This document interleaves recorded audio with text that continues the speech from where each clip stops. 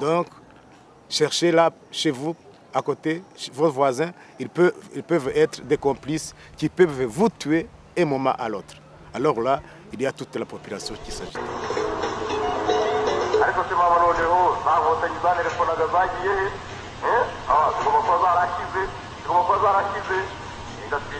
The media has played a key role in a genocide, and it was one of the way that genocide authors or genocide planners should use to attend the community.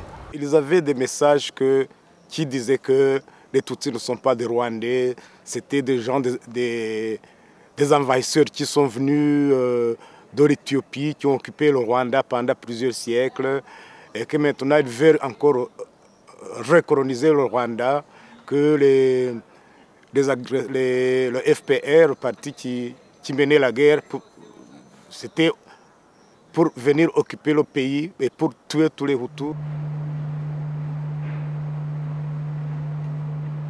I was like mature. I was young, but we can read some cartoons. We can hear something on the radio that has been just telling people there are cockroaches that have been telling people about 10 commandments of Hutus. So telling that one to one community, which have like 60 of an alphabet.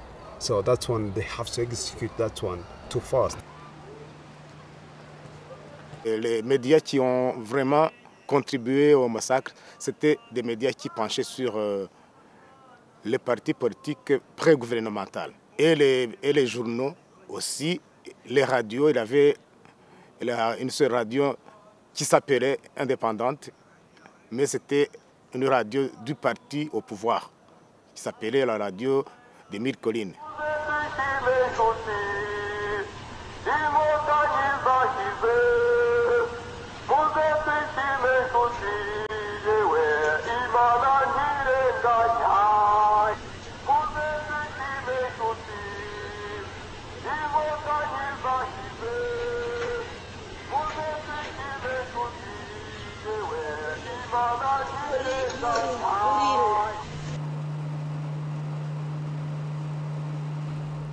Genocide is never an accident.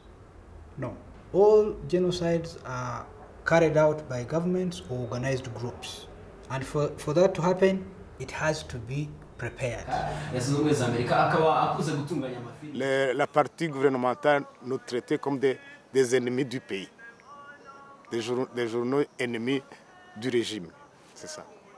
Il y avait plusieurs arrestations. Moi, par exemple, j'ai été arrêté plus de 4 fois. Et justement, à cause des articles critiques que j'ai écrits sur le gouvernement. La plupart des papiers que j'écrivais, c'était la prévention.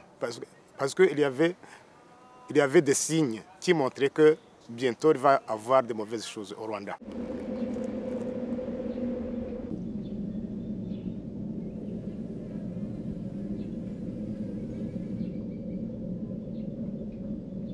Après le génocide, le Rwanda avait perdu plus d'1 million de victimes. Toute l'économie, l'infrastructure étaient complètement détruites. La seule façon de sortir et de reconstruire le pays, c'était de faire ça ensemble. C'était de demander pardon et de pardonner. Les vengeances n'ont pas manqué, mais plus tard, les instances gouvernementales ont pris le contrôle de toute la situation.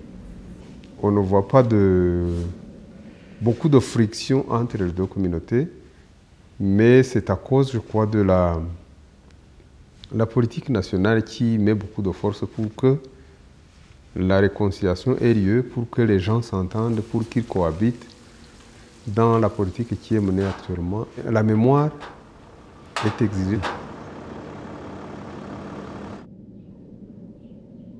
Depuis 1994, la communauté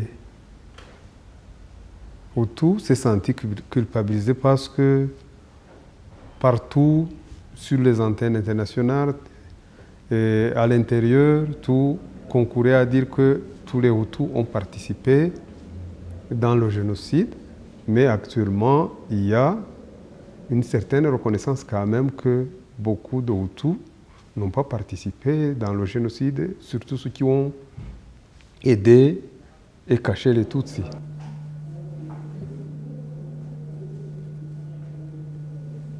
Bon, il y a des améliorations parce que avant les années 90, il n'y avait pas liberté d'association, par exemple des associations des droits de l'homme et des journalistes. Mais actuellement quand même, on voit des journaux, bien que toutes ne sont pas libres, on voit des associations des droits de l'homme, bien que toutes ne sont pas très indépendantes dans leur expression.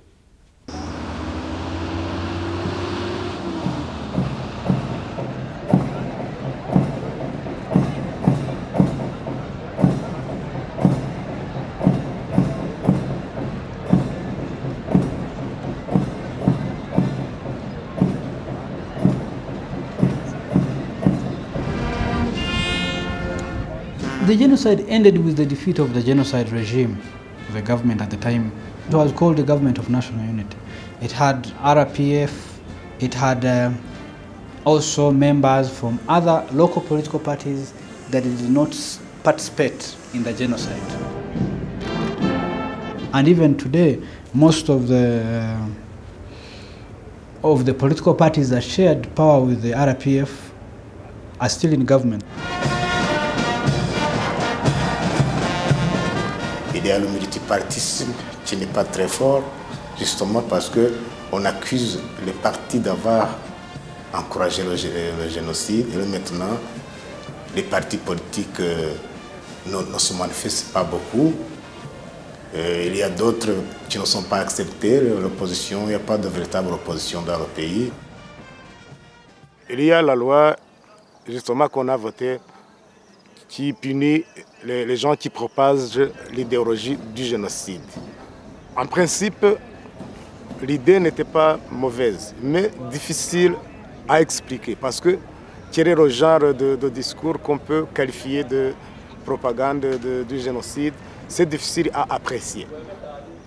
La loi sur la prévention de l'idéologie du génocide a été problématique, en ce sens que elle a beaucoup été décriée tant par les ONG locales et les ONG internationales, parce que c'était une loi à double tranchant et pouvait être utilisée méchamment ou justement, mais le fait est que la loi n'était pas très claire, elle était mal utilisée dans le droit d'expression parce qu'elle a empêché le droit d'expression d'être pratiqué sur le terrain. L'autocensure est beaucoup plus fréquente que la censure elle-même.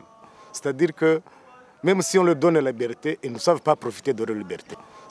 There's like 8 years ago from the genocide.